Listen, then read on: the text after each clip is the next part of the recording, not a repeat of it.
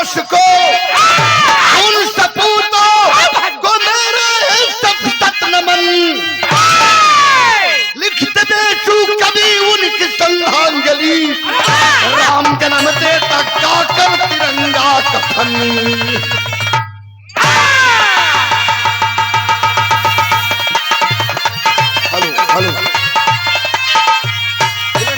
Hello बड़ी अनमोल line कभी लिखलन, खून से रंग दिए वीर इतिहास को, उन सपूतों को मेरा है सत नमन। लिखते बेचू कभी उनकी श्रद्धांजलि, राम जन्म देता गाकर तिरंगा कफन। विराह में बड़ी मजेदार कव्वाली आ गई। कौन कव्वाली मास्टर?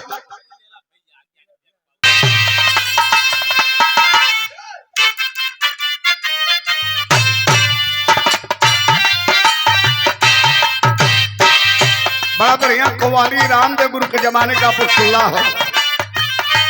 काबे में तेरा जलवा, काशी में नजारा है, हमें वो भी प्यारा है, हमें ये भी प्यारा है। लेकिन एक नए जमाने का कव्वाली और यही विराह से शुरुआत के लिए हम विराह जगत में कौन कव्वाली मास्टर? अब आप मालिक ने बनाया सारे, मालिक ने बनाया सारे, ये दोनों जहां के नजारे नबी के वास्ते, नबी के वास्ते, नबी के वास्ते, नबी के।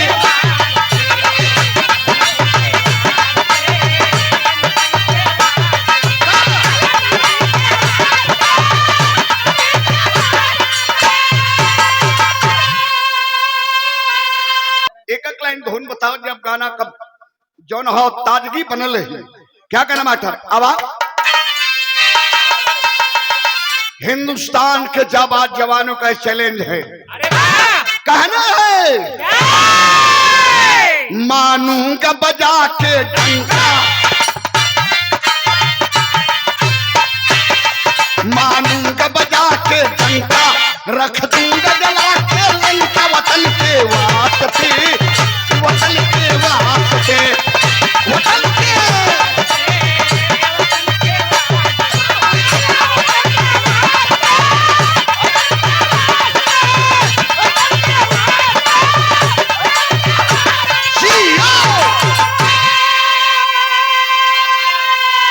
मानूंगा बजा के डंका, रख दूंगा जला के लंका वतन के वास्ते। यहीं से कहानी की शुरुआत होती है। जरा गौर करिएगा बाबूजी, क्या कहना मास्टर?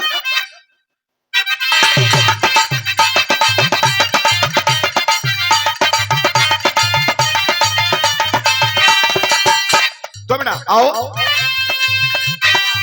हमेशा ताक ताक ताक ताक।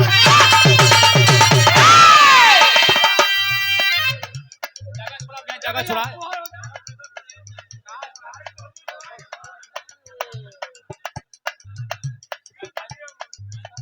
गिरब ना, ये हमार पैतरा है। गिरब ने इतना तन खेली ला रोज ना, खेलत लगाई ना पाई, खेलत नहीं लगाओ पहले फौजी साहब। हमेशा पाक हिंद पर कहर ढाता है, हमेशा पाक हिंद पर कहर ढाता है। अब से बाज नहीं पाप अपने आता है, एक और हाथ बढ़ाता है मित्रताई का, एक और हाथ बढ़ाता है मित्रताई का, मगर पीछे से काम करता है कसाई का। सामने दुश्मन के जिगर का शीशा टूट गया, सामने दुश्मन के जिगर का शीशा टूट गया। पाक ना पाक हुआ आज भंडा फूट गया। जाने दुश्मन के जिगर का शीशा टूट गया, पाक ना पाक हुआ आज भंडा फूट गया। अच्छा कैसे? पीकर नाग दूध दोस्त, नाग पंचमी के दिन दूध हलावा चढ़ावल जाला नाग देवता के, खूब पीली हैं। कहीं अचके में पैर आपका परगल हुई नाग देवता के देह पर तो उलट के फन मार दे हैं। ठीक उसी प्रकार से कश्मीर ये पाकिस्तान है। तब पीकर नाग दूध दोस्त नहीं बनता है, अवसर पाकर वह जरूर एक दिन दस्ता है। कहानी चलल है 14 फरवरी 2019 का हटाया है। 14 फरवरी 2019 का हटाया है। पूरे विश्व में तब गम का बादल छाया है।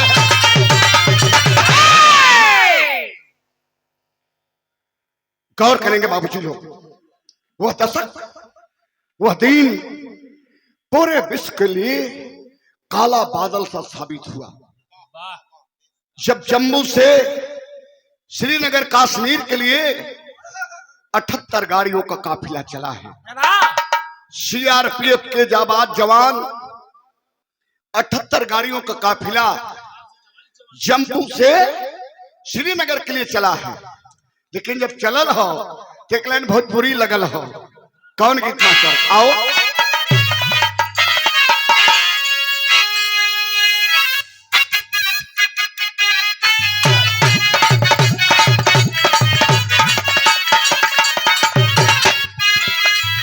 कौन दुल्हन कह लेबे अपने दुल्हा से का कह लेबे?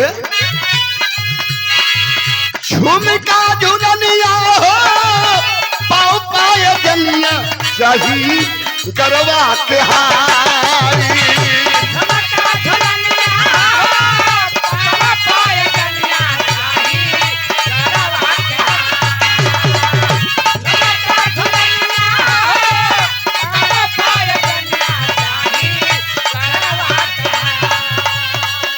200 रुपए का आशीर्वाद वर्तमान प्रधान जी कि छोटे अनुज सरहदे हिंद के रियल हीरो, भारत के रियल हीरो परम आदरणीय फौजी लक्ष्मण भैया हमारा चरणन में आपके नून काम सकल पंच प्रणाम। तो कैलाश बयानवा हो 14 के बिहनवा सीआरपीएफ के जवान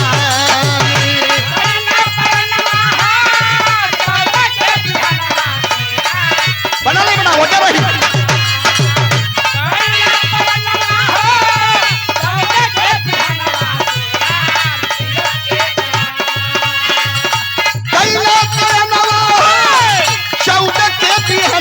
सीआरपीएफ के जवान पहुंचे पुलवामा मधार आइल पिछावा सरकार टक्कर मरल जोरीदारी।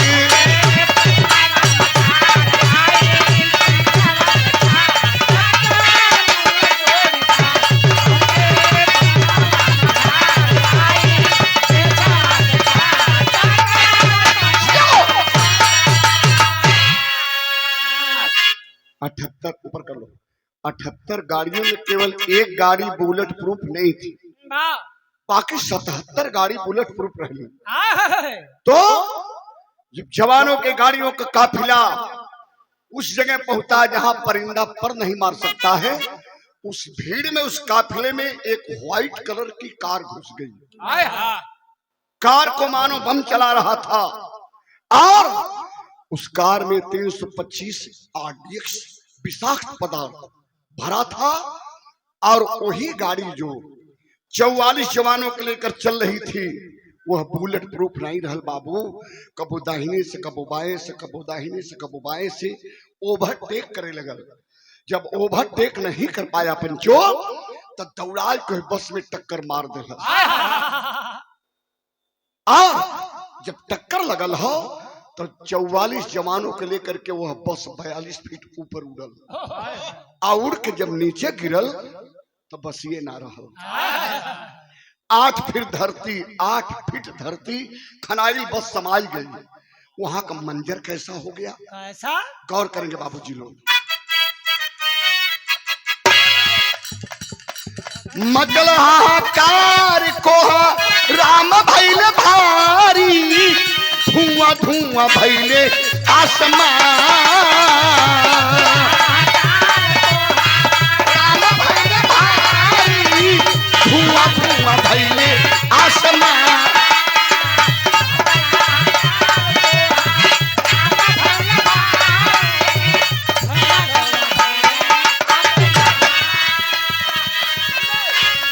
खून में रंगाइल काशी मीर का धरतिया चिथड़ा चिथड़ा भाई ले जवान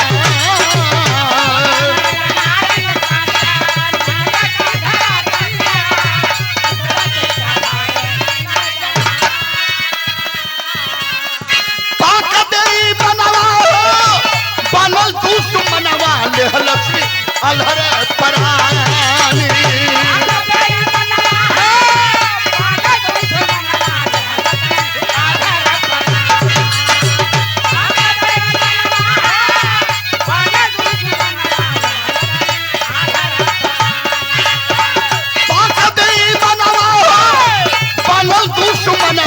अलहर परार पहुंचे पुलवामा मधार आइल पिछमा सरकार मरल चोरीदारी मरल चोरीदारी बेटा गौर करेंगे बाबूजी लोग पूरी गाड़ियां रुक गई सारे जवान निकल गए और जवान निकल करके मोर्चा संभालने लगे कौन मारा किधर से मारा किधर गया जवान मोर्चा लेकर के तैनात होने लगे पूरा आकाश धुआं धुआं धुआं धुआं पटपट पटपट पटपट पटपट रोड पर गिरे रोड पर का गिरे जैसे महुआ पड़ेला वैसे जवान का हड्डी और मांस 44 जवान का हड्डी और मांस रोड पर वैसे छिटाई गई पंचो जिससे महुआ पड़ेला हाय हाय हाय हाय एक जवान ठीक अगली गाड़ी में बैठा था नाम था कुलदीप यादव गोरखपुर का रहने वाला था वह जवान झटके से निकला और पागल कुत्ता के नहीं अपने दोस्त को अपने भाई को खोजने लगा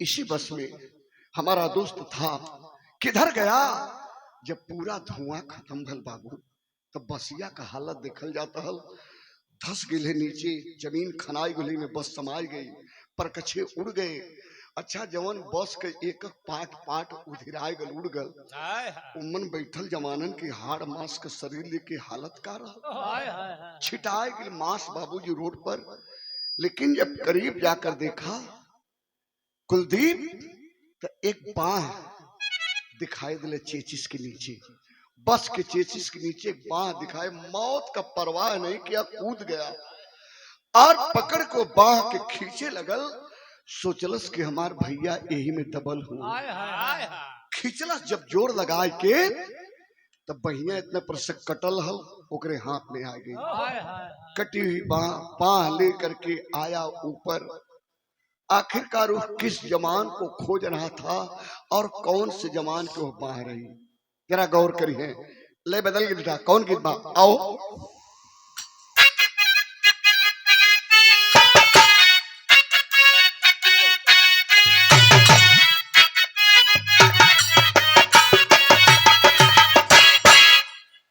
कोनो हमारे रंग का लड़का रहा अरे बाबा का भैया सुरेंद्र भैया के रंग का लड़की रहल प्यार हो गल वाह वाह वाह वाह तब तक भागत जाग गया अच्छा प्यार बड़ा आन्हर होला वो कैसे प्यार अंधा होता है गोर करिया ना दिखेला समझे तो ना प्यार गोरा करिया ना दिखला अंधा होता है हो ही जाता है समझे तेने बाबा आपके रंग का लड़की रहल हमारे रंग का लड़का रहल मोहब्बत हो गई वह लड़का कहले रहल का कहले तनी से गौर करिए कैसे मास्टर होठवा के लालिया कनवा के बालिया आखिया गिर का जरवा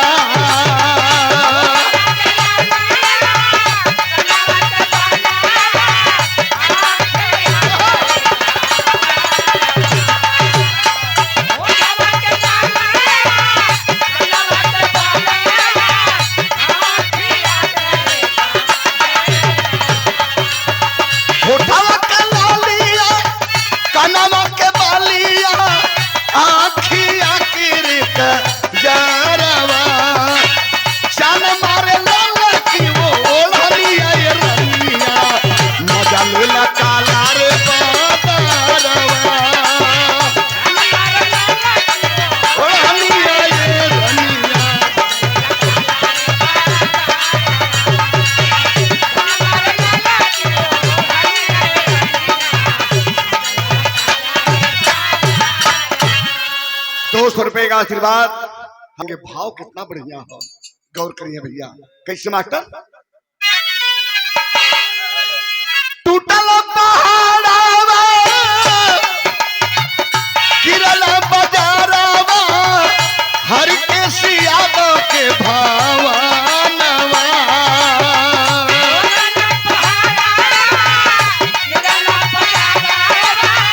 हर के सियादो के भाव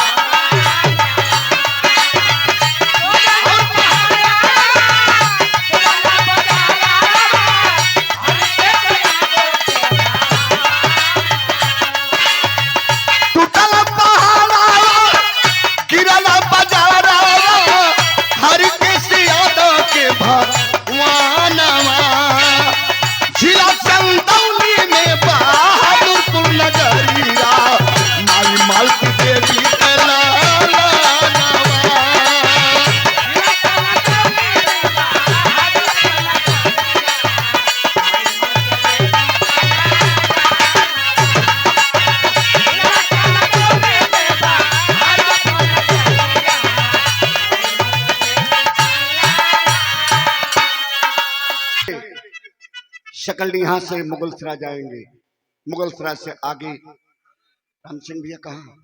अच्छा, मुगलसराय से आगे चंदासी, चंदासी से आगे नई डांडी होते हुए पड़ाव, पड़ाव के बगल में बहादुरपुर गांव है, जहाँ खाटी हिरानी है बाबू। अरे वाह। वहां का रहे वाला के रहल हरकेश यादव, दुल्हन का नाम मालती यादव, दुल्हन मानसी यादव, बाबू हरकेश यादव। माई मालती बाबू हरकेश के संपर्क से दुई बेटा के रहल अवधेश ब्रजेश, अवधेश ब्रजेश दोनों आखी के पुतरिया।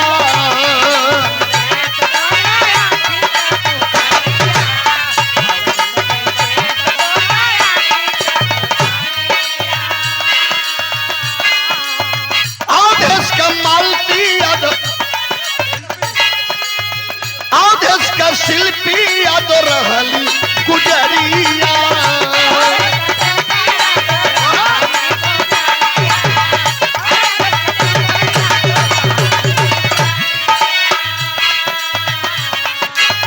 गमगिन का गाना दुनिया जहानावा, गमगिन का गाना दुनिया जहानावा, उड़ी गई पिजरा से सुगानावा। जिला चंदौली में बहादुरपुर नगरिया, माई मालती देवी का लाला।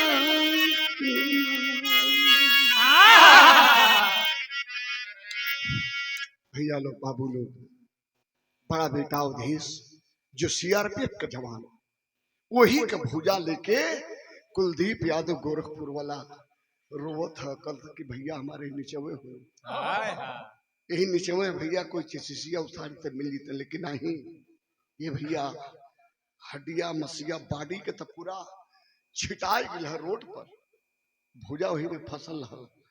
वही कुलदीप यादव देख रहा था, बड़ा अवधेश जो सीआरपीएफ के जवान, छोटा ब्रजेश जो घरे से हॉस्टल में रह के पढ़ाई कर रहा था। भाई का सोच रहा कि हम तो वर्दी स्टार पहन लिए, फौजी जवान हो गए, लेकिन अपने भाई को हम इंजीनियर बनाएंगे। माई कैंसर का मरीज केवल केवल दवा पर चलत नहीं बाबू। और अवधेश का शादी जानते कहाँ भैया? यही सैयद राजा के बगल में बगही गांव, जनार्दन यादव की बेटी शिल्पी यादव से एगो बच्चा है निखिल यादव, छोटा सा बच्चा, अभी 14-12-13 साल का बच्चा हो, छोटा सा हो। वही के खियाए के पियाए के सुतौले ही, माई के खाना खिया के दवाई खिया के बगल वाली कोठरी में कैली बाबू हरकेश और छोटा देवर ब्रजेश बंगला सुतल हुए। अचानक शिल्पी जब ही सूते जाते नहीं, तब तक घड़ी रात के 10 बजा होता है।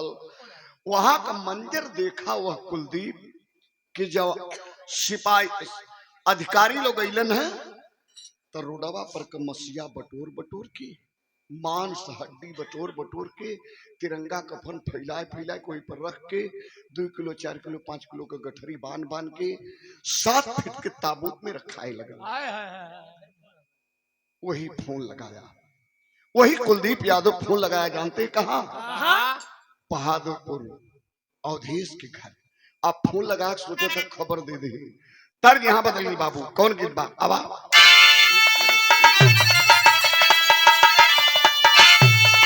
छोड़ी नहीं हारवा कैल ससुरवा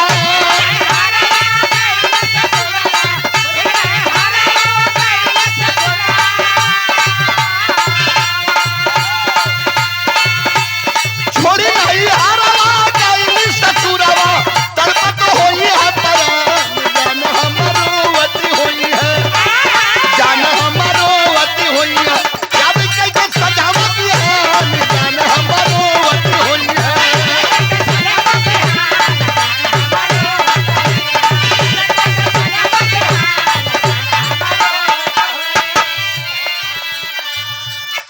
सरहदे हिंद के रियल हीरो सिरहाने रखल जहां निखिल सुतल ओकर बगल में मोबाइल फोन। आज जब ही दुल्हन सुतली है तब तक का भल बाबू घंटी घनघनाइल जीवन गलाइल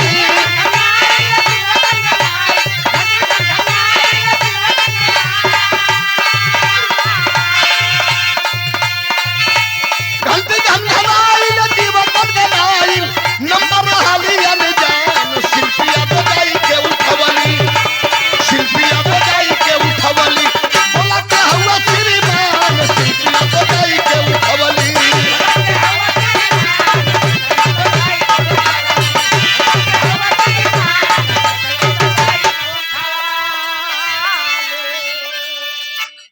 दुल्हन कहा हेलो हेलो।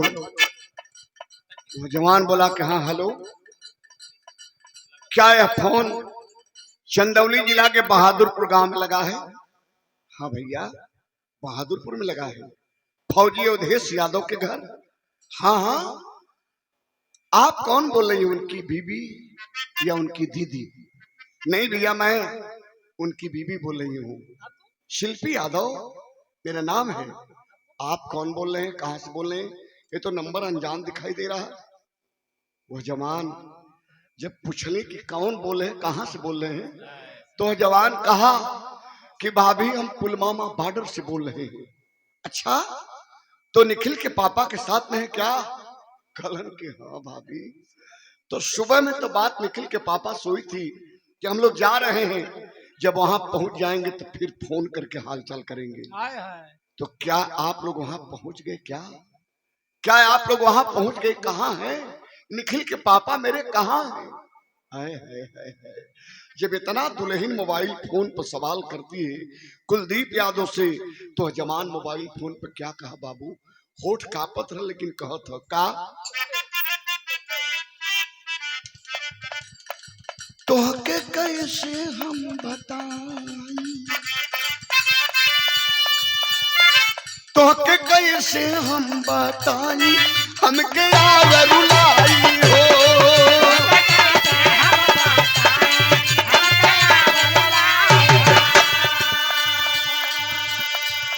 काहे भैया काहे रोवाई आवत? कौन बात हो गई? गाड़ी बिगड़ गई? का बात है बतावा? मोबाइल फोन पर दुल्हन जब सवाल के लिए बाबू तो जवान कहा पपिया आतंकवादी देहल, पपिया आतंकवादी देहल वह बसिया उड़ाई हो।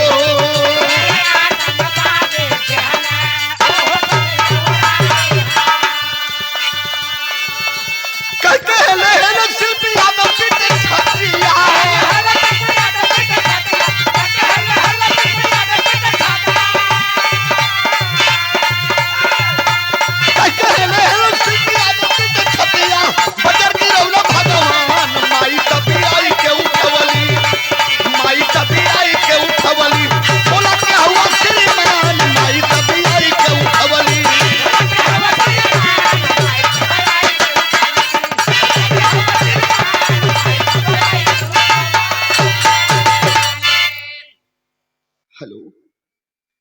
इतना कहलस कि आतंकवादियों ने उस बस को उड़ा दिया जिस बस में भैया अवधेश थे, और 44 जवान एक साथ उड़ गए हवा में। हाय हाय हाय हाय, धड़ाम से बेड पर से फेंका गई मोबाइल एक तरफ और दुल्हन दूसरी तरफ गिरल। चिघार मार मार के रो थे। बगलिया ले कोठरिया में माई मालती यादव अभिन दवाई खाए के पूरा सुतल है, जगले हैं। तब से खोल के धड़ से केवाड़ी इन्हीं शिल्पी, काहे रोवल बहनी, का बात भल, का बात है? अरे बहू, अरे बेटी, काहे रो रही हो? तब कलश की मम्मी मोबाइलवा, मम्मी मोबाइलवा। आ माई मोबाइलवा जब उठौली तक कुछ ना रहा, मोबाइल कट गया। का मोबाइलिया में तो कुछ ना हा। गांव देहात की माई, वो अनपढ़ औरत, कली की छुट्टा बया थू मोबाइल सुन के। कल नाई हो माई, तोहरे अचारवा का दुधावा हमारे मंगिया के सिंदूरवा उड़ाएगी न हो माई। हमारे मंगिया के सिंदूरवा तोहरे अचारवा के दुधवा उड़ाएगल हो माई। हमार राम दुनिया में ना हो, आतंकवादी उड़ा दिल। अब फोन है, अब तक पकड़ के बुढ़िया सास अपने बहू शिल्पी यादव के चिघार मार मार के रोत है। बंगला पर अकनत अकनत बाबू हरकेश यादव, छोटा बेटा ब्रिजेश के देखला कि पढ़त था, सुनत ना हो। त कल रे ब्रिजेश, कल हाँ पापा, कल लगत है कि तोरे माई के तबीयत ढेर बिगड़ गल, बहुत रोत है। घर में बड़ा हल्ला होता, वो रोत है, तोर भाभी भी रोत है, चलता नहीं देखल जा बेटा। तब बुढ़वा बाप हरकेश यादव अपने बेटा ब्रिजेश के लेके इलन देखलन के दोनों दहाड़ मार मार के ले बेजार रोत नहीं। तब बुढ़ऊ पूछले, करे अवधेश कमाई का भैल, काहे रोवेलू, का भैल?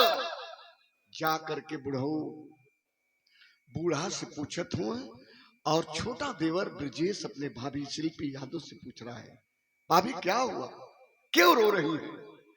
आज तब तक मोबाइल उठा करके दिलिन के तनी मोबाइलिया में देखा, पूछा, सवाल करा, देखा तो 3 मिनट बात हुई थी बाबूजी, और उसी नंबर पे इधर से जमान डायल कर दिया। और जब डायल कर ले तो कुलदीप तुरंत उठा लिया। हेलो भैया, कौन बोल रहे हैं? कल मैं कुलदीप यादव फौजी बोल रहा हूं, सरहदे हिंद से। भैया 10 मिनट।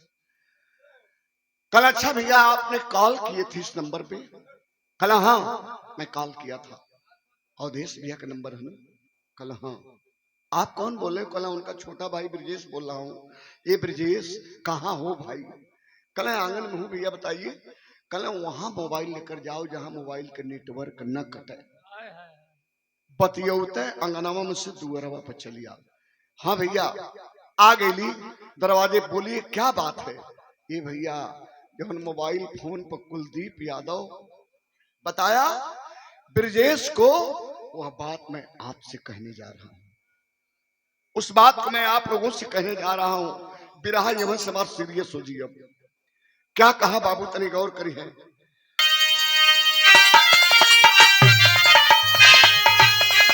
अरे दुलारा माँ को प्यारा हो गया ये ब्रिजेश। कल कहा था भैया? कल हाँ मैं जो बता रहा हूँ सच्चाई बता रहा हूँ, आंखों से देख रहा हूँ, वही बता रहा हूँ रे मेरे भाई, सुनो। अरे दुलारा माँ को प्यारा हो गया, प्योन में विलीन हो गया चंदौली का तारा, यार हो तारा, यार हो तारा। प्योन में विलीन हो गया चंदौली का तारा, दुलारा माँ को प्यारा हो गया। संघ में ट्रेन के लीजा, संघ में भर्ती भेलिया, संघ में ड्यूटी ज्वाइन के लीजा, संघ में वर्दी स्टार मिलल। लेकिन हम ये ही भैया हमार माँ की गोद में हमेशा हमेशा के लिए सो गए। तब ले बाबू पीछे पीछे हरकेश, कल कारे ब्रिजेश कुछ बतौले, का बात है? पकड़ के है गर्दन बाबू का झूल गल भैया, पकड़ के गर्दन झूल करो कलश की बाबू पापा, भैया अब दुनिया में ना हुआ हो पापा। पूरे बहादुरपुर गांव में कोहराम मच गया। धानापुर की धरती पे बिरहा सुनील बाबू लोग बड़ा होनहार फौजी रहल। गांव का एक शान था, जिला जवार का एक शान था, लेकिन मच गया कोहराम। और यार जवानन का लाश हुआ 3 किलो 4 किलो का मोटरी बांध बांध के तिरंगा कफन में ताबूत में भर भर के भेजाए लगल। दूसरे दिन बाबतपुर एयरपोर्ट पर 2 ताबूत आता है। जानते हैं कौन कौन? एक ताबूत में रमेश यादव तोहफापुर गंगा ओपार, तोहफापुर गंगा ओपार का रहने वाला रमेश यादव की लाश, और दूसरा गंगा ए पार बहादुरपुर का रहने वाला अवधेश यादव का। दरवाजे पे बड़ा हुजूम है, ताबूत आज के रखल गए, बड़ा हुजूम हो।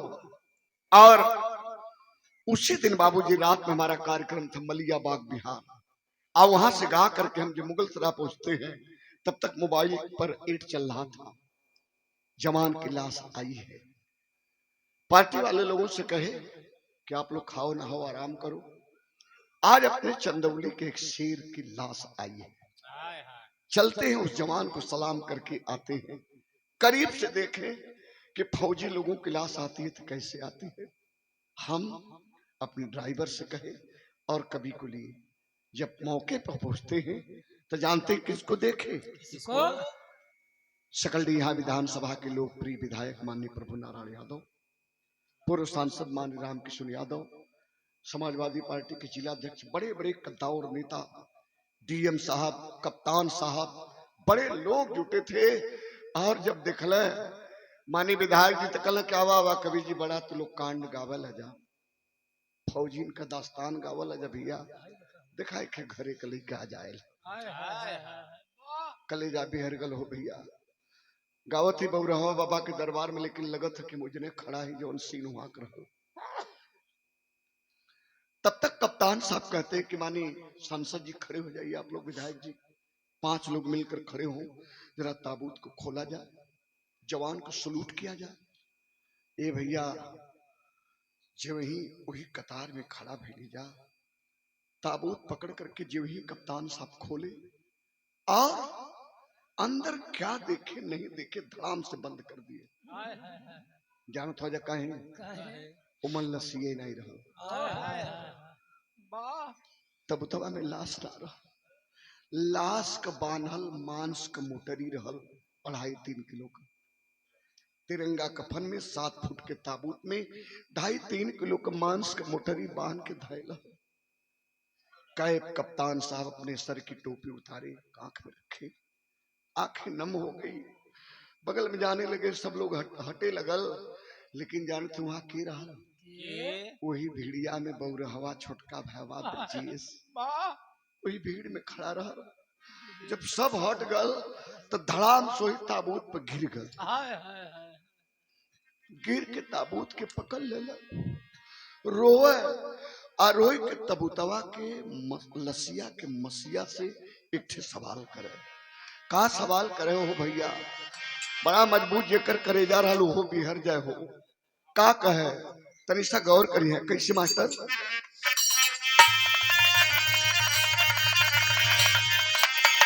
रोवेला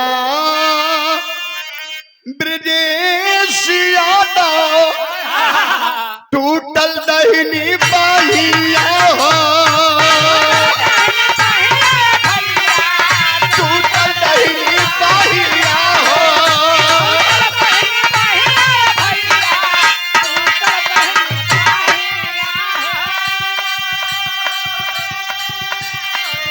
तोरा लाया जब भाई के सनहिया भैया हो, भाई का सनहिया भैया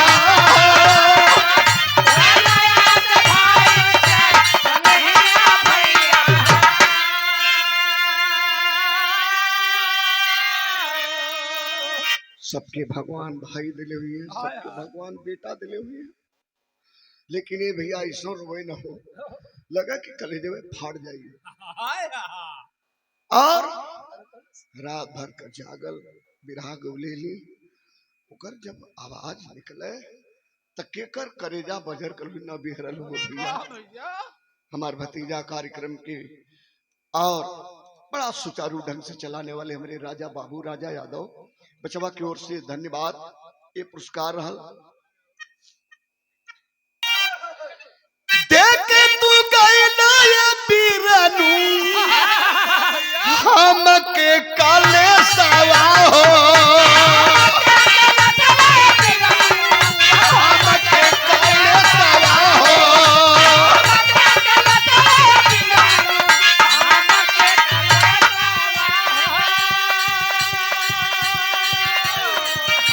अब के बुलाए ये बीरानू कहीं के ब्रिज सवा हो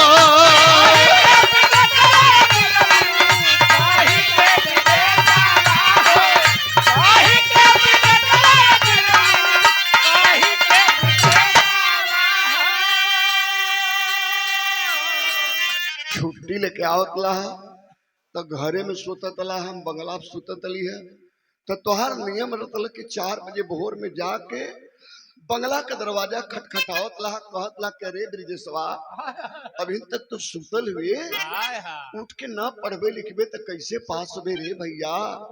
आज कहाँ चल गिला हो भैया ई बतिया के कही के जगाई का कहे बाबू। एक बात जौन कहले पंचो यह कहे मिसाला कलेजा हमार फटक का कहले अरे तोला आज भाई का सनहिया भैया हो भाई का सनहिया भैया हो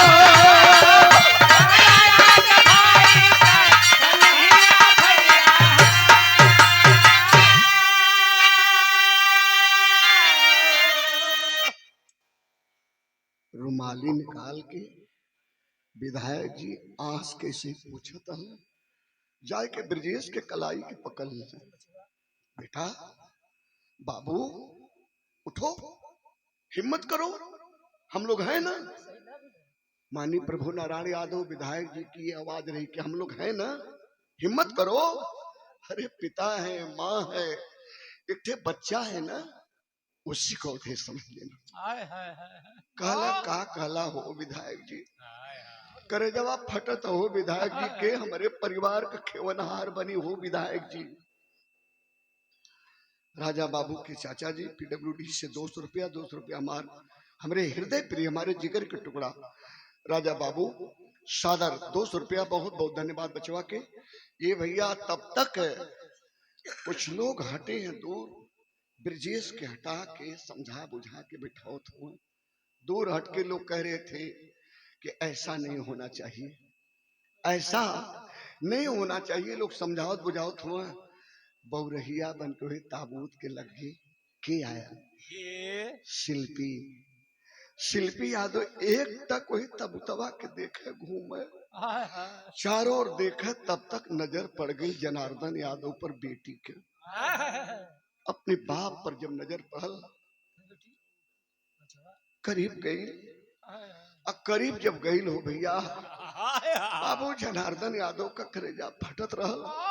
समझाओ तो कि बेटी दह रखा सबूर रखा यह विधना के मंजूर तौले पकड़ के है गर्दन बाप का झूल गए सबूर बर्दाश्त विधि का विधान यह पापा एक बात का जवाब दा का कहे मास्टर कैसे अपने दिल में धार सबूरवा हमारे बाबूजी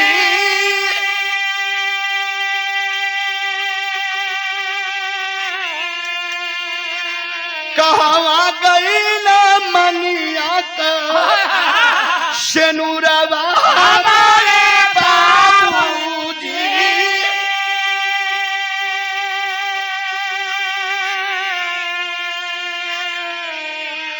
ना घर का ना घाट का भैली लगबा कवन डरिया हो अभिदना हमके आज बनौल कोनवा का बिलरिया हो ए पापा एक ठे काम करबा, जैसे अपने बेटी के सुहागिन बना के डोली में बैठा दे लेला।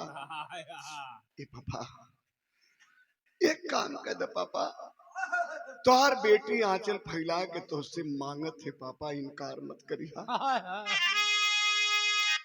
का बेटा का मांगत हुआ, का दे सकीला बेटी, का दे सकीला, तब कहे मास्टर, चारों ओरिया लौकत बाया नारवा हमारे बाबूजी,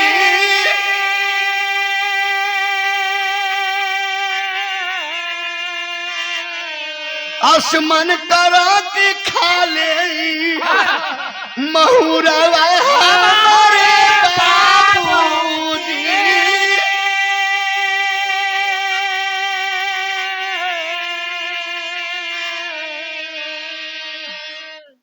तनिषा जौहर दे दे पापा, जितना हमरे मांग में सिंदूर जय चुटकी तय चुटकी जहर दे दे पापा। सब लौकत है जब जिंदगी में दुनिया में हमारे सिंदूर नहीं तो रह के का कर। कहली के पापा के किसान के बेटा खोज के ब्याह कर दिया, जो ने खुटम बनवा तो हर बछिया बना जाएगा, लेकिन तो के फौजी जमान तमा चाहता ना तो उस सिंदूर हमारे लिया के दे दा, या तो हमके लिया के तन सब माहौर दे दा। फटगल बाप का कलेजा हो पंचो, सुहागिन बेटी जोनी बिटिया के मांग में कल लहला लहला सिंदूर चमकत रहल, आज बिटिया हमसे तनी सब माहौर मांगत है। हेहर जौन हो मीडिया वाले पहुंच चुके हैं और एक टक पौरहवा बाप हर केस यादव खड़ा ना, उन्हीं के पास धीरे धीरे मीडिया वाले गए। वहां का मंजर जानते हैं कैसा रहा? कैसा? ए बाबू, चमन रो रहा था, गगन रो रहा था, चमन रो रहा था, गगन रो रहा था, और उस ताबूत के अंदर मांस के लोथड़े में तिरंगा कफन रो रहा था। अमन रो रहा था, चमन रो रहा था, गगन रो रहा था, मांस के लोथड़े में लिपटा हुआ ताबूत के अंदर तिरंगा कफन रो रहा था। लेकिन क्यों तिरंगा मदुलार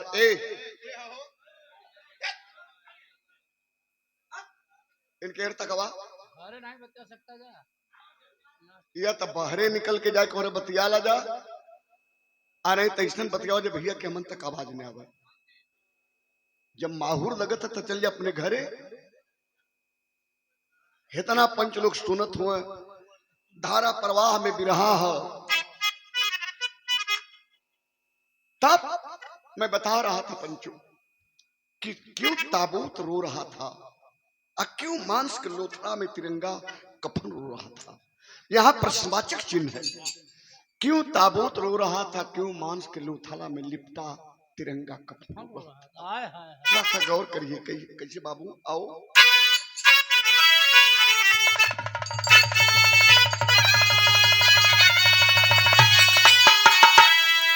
अरे रोवे धरती माई रोवे तिरंगा कफन,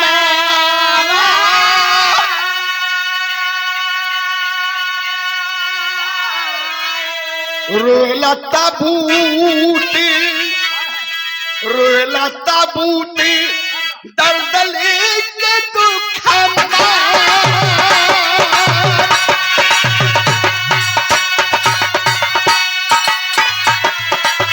रोला ताबूती, दलदली के दुख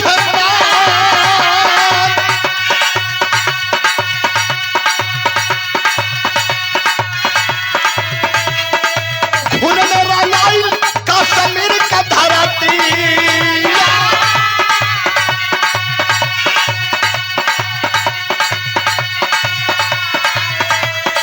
घटिया बनल बाटे पापी पाकिस्तान।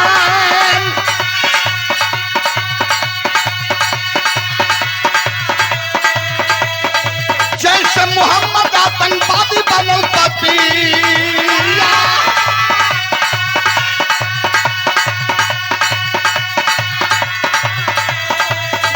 मुसलमान लेकिन खोना ईमान।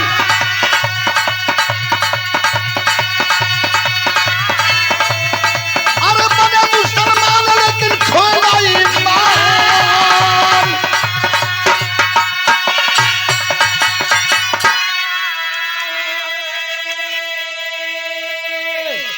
जिस दरवाजे पे बड़े बड़े कद्दावर नेता जुटे थे, सब लोग प्रकाश से डाल रहे थे, नहीं करना चाहिए। मैंने माना कि पाकिस्तान मुस्लिम कंट्री है, ये पाकिस्तान मुस्लिम कंट्री है, लेकिन शायद उसे इस बात की पता नहीं है, इस बात का ख्याल नहीं है कि जितना उसके पाकिस्तान में मुसलमान भाई जीवन यापन करते हैं, उसका कई गुना हमारे हिंदुस्तान में मुसलमान भाई जीवन यापन करते हैं। और सरहदे हिंद पे यहाँ का मुसलमान जवान मरना जीना जानता है। इस बात का उसे ख्याल नहीं है, ऐसा नहीं करना चाहिए उसे। इतने में मीडिया वाले पहुंचे, कहे कि पिताजी आप शहीद के पिता हैं।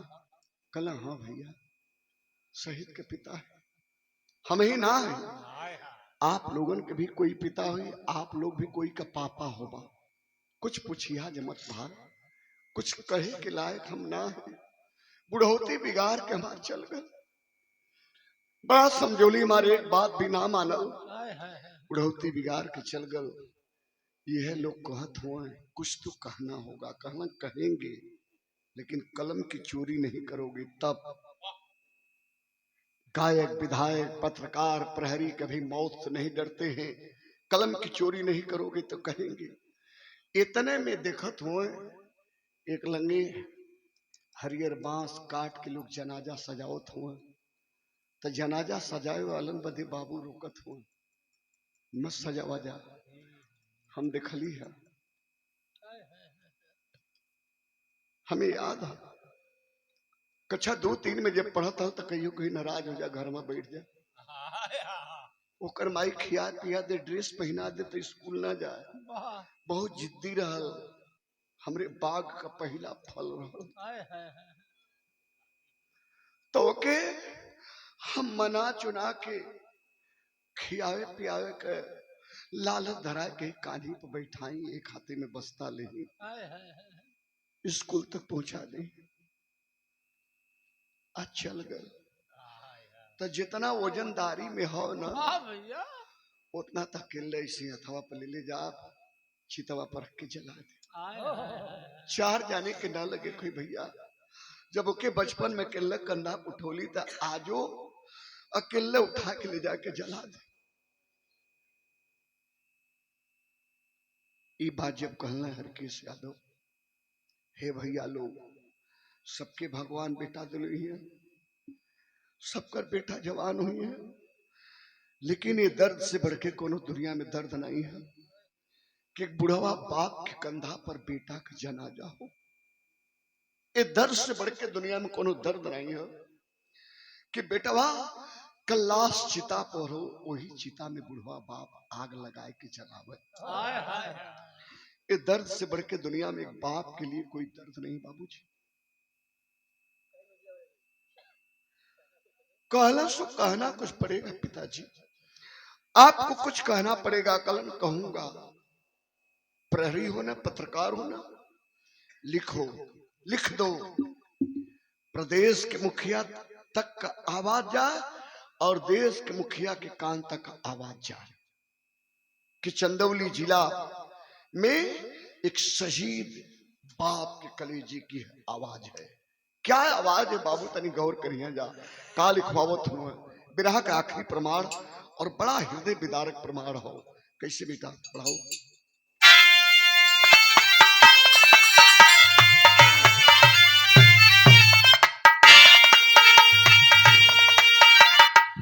हमको पाकिस्तान से जवाब चाहिए, जैसे मोहम्मद आतंकी से हिसाब चाहिए।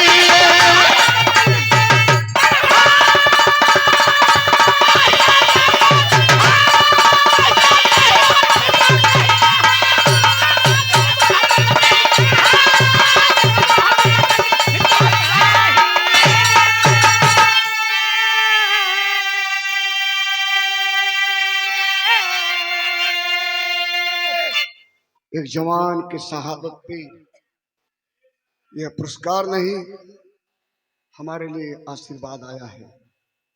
कारगिल विजेता श्रीमान प्रद्युम्न यादव, ऐतिहासिक धराधाम तोरवा जनपद चंदौली से सादर 100 रुपए का आशीर्वाद। बाबूजी के सादर जय हिंद। आप सबको प्रणाम है। हमको पाकिस्तान से जवाब चाहिए।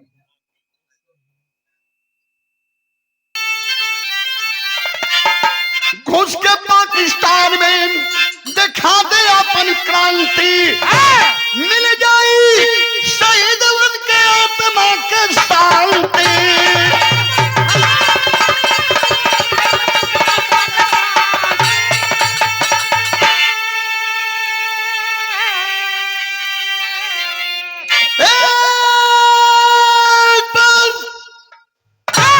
केवल एक बार हिंदुस्तान के मिलिट्री को छूट दे दिया जाए, सारे के सारे जवान पाकिस्तान में घुस जाए, या तो एक दिन कुल मर्जी है, तब वो संतोष हो जाइए। आना ही था विश्व के नक्शा से पाकिस्तान का नक्शा में निस्तादाबुंद कह दी है, तब वो संतोष हो जाइए। कहना कि लिख देना कलम की चोरी मत करना, यह आवाज हमारी भारत के मुखिया के पास जाए, देश और प्रदेश के मुखिया के कानून तक आवाज जानी चाहिए। तो हमको पीओ के उत्तर जवाब चाहिए, जैसे मोहम्मद आतंकी से हिसाब चाहिए।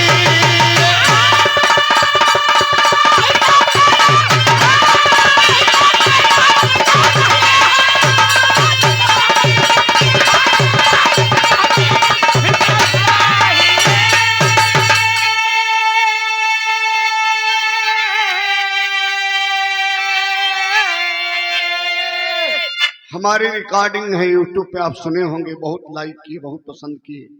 ये बिरहा हमारे चंदौली का घटनाक्रम मिलियन में गया, हमारे आवाज में मिलियन में आप लोगों ने सुना, आशीर्वाद देने का काम किया। तो यह बिरहा रोज की खबर जाबाज म्यूजिक और राम जन्म जाबाज ऑफिशियल चैनल पे डेली आपको सुनने को मिलेगा, जो हम लोग का कार्यक्रम चल रहा है। कभी कभी हम लोग का बिरहा लाल बरक इंटरटेनमेंट चैनल पे भी सुनने को मिलता है। तो आप लोग सुने और आशीर्वाद दे। जितने यूट्यूबर साथियों भी मेरा बहुत बहुत धन्यवाद, प्रणाम है।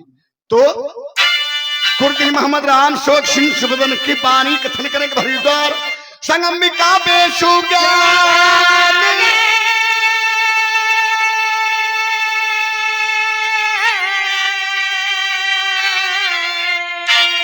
अरे दुलारा माँ को प्यारा हो गया, बेशुराम हिंदुस्तान हमारा, दुलारा माँ को प्यारा हो गया।